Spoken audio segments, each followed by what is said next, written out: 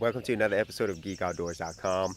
And on this episode, I wanted to do another segment on something that impacted me when I was young and actually impacted me till today, actually.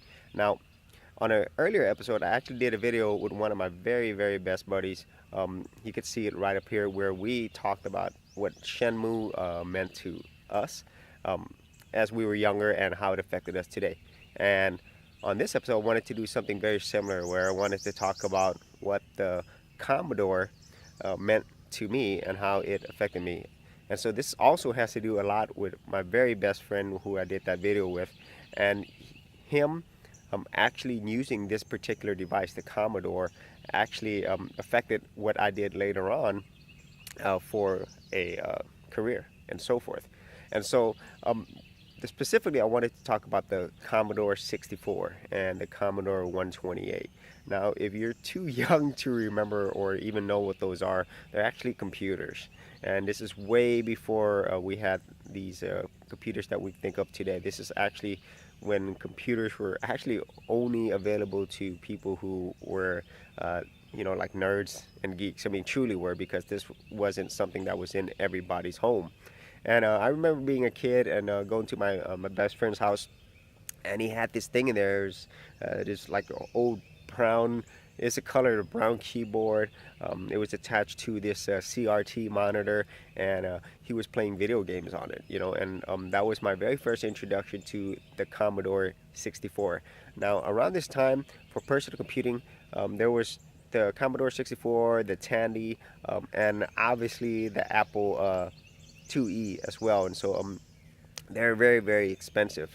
And so my friend had a game running on it, and it was one of our favorite games that we played, and it's a Bruce Lee game. I would try to find it, but it was actually a two-player side-scrolling action game, and it's kind of like the original Mario. It's just only one screen, and you're fighting there. But it was so much fun, and if I remember correctly, it was actually a two-player game.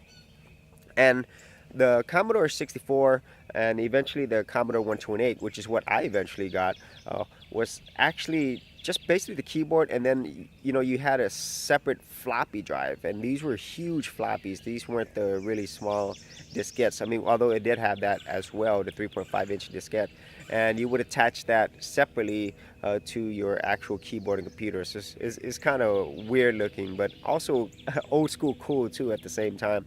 And also the actual computer itself, if I remember correctly, this one actually had 16 kilobytes of memory, so they didn't have a separate hard drive storage. It was all in one. And 16 kilobytes, to put that in perspective, your text file on your computer actually is bigger than that. And so it was actually amazing. And one of the other things that the Commodore did, besides just the gaming aspect, because before I had the Commodore, I also had an Atari machine, and so I was already actually introduced to the world of technology that way. But I've never been introduced to the world of computing until the Commodore, not in this way, because we did have computers in school. They were Apple computers, but you really didn't do much with them. In this case, not only can you actually play games, which is what drew me into it, but this is back in the day where everything was on a screen, where you had to type commands, and so it actually came with a little manual, and there was actually a little part on there for programming. I can't remember exactly what the programming language was. Maybe I'll put it up there if I can remember. But we actually did a little programming too. Now, what this was important to me and what it meant to me was not only the gaming aspect, because I already played video games from my Atari.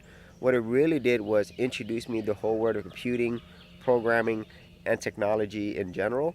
And ever since then, that really led me to what I did today. Because of that, I went to school, to college, and actually got degrees in technology, and then also had a career in technology, and now I am doing online stuff.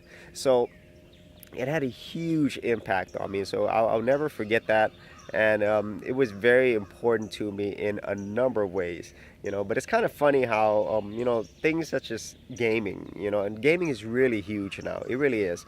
But it's funny to think how things like that, and specifically technology in general, would lead you on making decisions later on.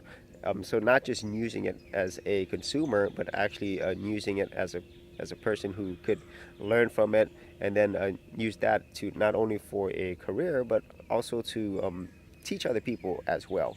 So that's pretty much what the Commodore 64 meant to me. I specifically got a Commodore 128 later, and I really want to thank my buddy for introducing me to it, because otherwise I probably wouldn't be doing this right now. So that's pretty much what the Commodore meant to me. Now, if you have any stories on your first computing experience or any piece of technology, leave your comments and ideas below. I'd like to hear what they meant to you. And we will see you on the very next episode. Thank you. Thanks for checking out this episode. And as always, if you like these videos, be sure to click on the subscribe button. And for full written content, audio content, and additional geek stuff, head over to geekoutdoors.com, and I'll see you outdoors on the very next episode.